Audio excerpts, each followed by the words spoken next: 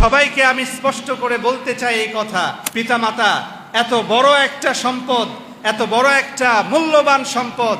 আপনি হাজার হাজার পীর সাহেবের ফু যদি একটা বোতলে আপনি একত্রিত করেন, আর পিতামাতার একটা ফু যদি আপনি একটা বোতলে একত্রিত করেন, তার চাইতেও পিতামাতার একটা ফুয়ের মূল্য, একটা ফুয়ের দাম আল্লাহ তাআলার কাছে সবচাইতে বেশি। কথা বলেন ঠিক কিনা? আন-নাযরু ইলা ওয়াজহিল ওয়ালিদাইন, কেউ যদি পিতামাতার দিকে নেক নজরে তাকায়, রহমতের নজরে তাকায়, তাহলে তার আমলনামার মধ্যে কবুল হজের সওয়াব লিখে দিবে একজন। আওয়াজ দিয়ে বলেন, তিনি কে? আপনি টাকা জমাইছেন, টাকা আপনি জমায়ে কষ্ট করে আপনি নিয়ত করেছেন আপনি হজ করতে যাবেন, আপনি নিয়ত করে হজ করতে গেছেন, হজ করেও আপনি চলে এসেছেন। ওই হজ যে কবুল হয়েছে এটার গ্যারান্টি কেউ দিতে পারবে? কোনো হাজী সাহেব গ্যারান্টি দিতে পারবে? পারবে না। কিন্তু বিশ্বনবী সাল্লাল্লাহু আলাইহি ওয়াসাল্লাম বলেছেন, কেউ যদি পিতামাতার দিকে নেক নজরে, রহমতের নজরে তাকায়, তাহলে কবুল হজের সওয়াব তার আমল নামায় লিখে দিবে একজন। বলেন তো তিনি কে? আল্লাহ লিখে দিবে। কিন্তু আফসোসের সাথে বলতে হয়, দুঃখের সাথে বলতে হয়, বর্তমানে যুব সমাজ, যুবক যারা বড় হচ্ছে, এমন একটা ট্রেন্ড তাদের মধ্যে দেখা যাচ্ছে যে পিতামাতাকে যে সম্মান করতে হয়, রেসপেক্ট করতে হয়, ভালোবাসতে হয়, একটা যে দায়িত্ববোধ আছে, এটা বর্তমানে আমাদের যুব সমাজের মধ্যে নাই। কথা বলেন ঠিক কিনা? আজকাল দেখা যায় পিতামাতার সাথে অনেক ছেলেরা কি দুর্ব্যবহার করে, কি খারাপ আচরণ করে। কোনো একটা কিছু বায়না ধরে, কোনো একটা কিছু আবদার করে, ওই আবদারটা পূরণ না করতে পারলে অনেক বেশি খারাপ ব্যবহার করে। কথা বলেন ঠিক কিনা? এরকম সন্তান আমাদের সমাজে আছে না নাই? আছে। অথচ আব্দুল্লাহ ইবনে মাসউদ রাদিয়াল্লাহু তাআলা আনহু থেকে বর্ণিত, সাআলতুন নাবিয়্য সাল্লাল্লাহু আলাইহি ওয়াসাল্লাম আইয়ুল আমালি আহাব্বু ইলাল্লাহি আযজা ওয়া জাল। আব্দুল্লাহ ইবনে মাসউদ রাদিয়াল্লাহু তাআলা আনহু আল্লাহর রাসূল সাল্লাল্লাহু আলাইহি ওয়াসাল্লামকে জিজ্ঞেস করলো, আল্লাহ তাআলার কাছে সবচাইতে পছন্দনীয় আমল কোনটি? আল্লাহর রাসূল সাল্লাল্লাহু আলাইহি ওয়াসাল্লাম তার উত্তরে বলেছে, এক নম্বরে বলেছে as-সালাতু আলা ওয়াক্তিহা, ওয়াক্ত মতো নামাজ পড়া, টাইম মতো নামাজ পড়া। যখন নামাজের সময় হয়ে যাবে, মুয়াজ্জিন আযান দিয়ে দিবে, আযান দেওয়ার সাথে সাথে নামাজের প্রস্তুতি গ্রহণ করে মসজিদে গিয়ে টাইম মতো নামাজ পড়া, এটা হচ্ছে আল্লাহ তাআলার কাছে সবচাইতে পছন্দনীয় আমল। বলেন সুবহানাল্লাহ। এটা হচ্ছে এক নাম্বার। সুম্মা আইয়ুব, আব্দুল্লাহ ইবনে মাসউদ রাদিয়াল্লাহু তাআলা আনহু তারপরে বললেন সুম্মা আইয়ুব, এরপরে কোনটি?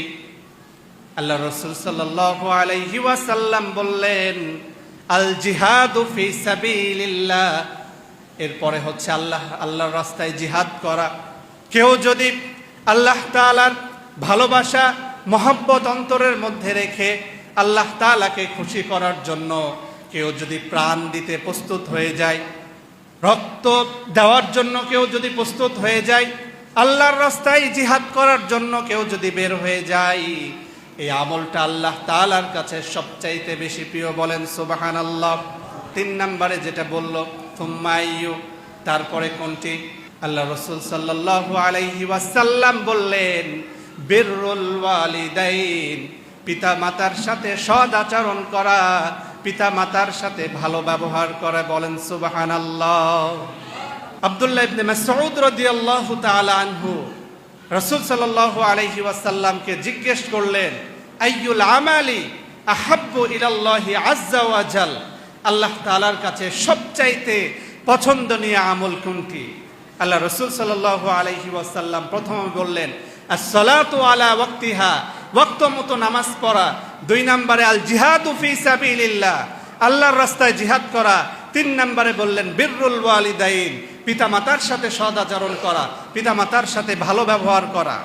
এই জন্য আজকে এই তাফসীর প্রোগ্রাম থেকে স্পষ্ট করে বলতে চাই এই কথা, আজকে যারা এখানে শুনতেছেন, উপস্থিত আছেন, এবং মাইকের আওয়াজ যারা শুনতেছেন এবং ভিডিও হচ্ছে, এরপরে যারা দেখবে, সবাইকে আমি স্পষ্ট করে বলতে চাই এই কথা, পিতামাতা এত বড় একটা সম্পদ, এত বড় একটা মূল্যবান সম্পদ।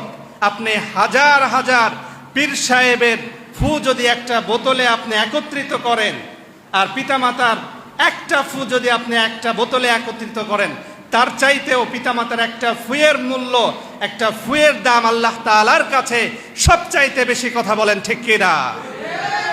এটা হচ্ছে পিতামাতা, এটা হচ্ছে প্যারেন্টস, এটা হচ্ছে বাবা মা।